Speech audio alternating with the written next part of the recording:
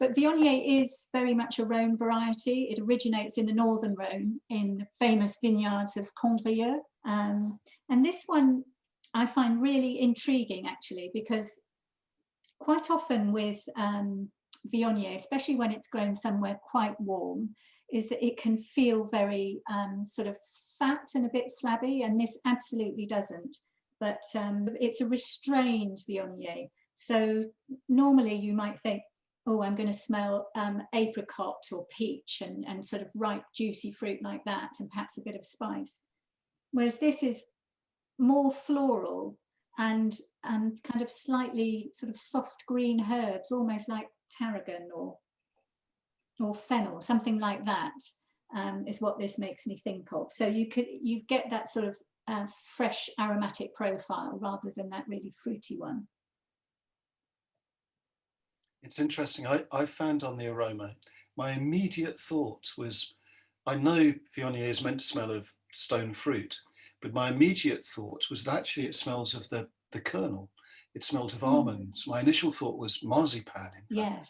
Yes. Now that you've said that. In a that. really lovely, delicate way. Mm. And really, really interesting aromatics, and slightly different to what I expected, and better, because I find some Viognier, well, I find it too often a bit disappointing, and this really isn't. I love that aroma. Mm. It can be really almost oily, can't it? And that's right. It can be a bit oily. Sort of the spiciness goes over to oiliness, and the alcohol can also be a bit out of balance as well. But this has lovely balance, and the flavour lasts a long time. And there's this kind of saline little tang at the end that helps to give that sense of freshness as well, because it's never going to be a high acid variety like Sauvignon Blanc, but the sort of the profile of this wine, I think, helps it to communicate a sense of freshness. There's a different mouthfeel to it, to the Sauvignon, isn't it? The Sauvignon is a little bit straighter and more linear. Like this spreads on the tongue somehow in a different way. I don't know.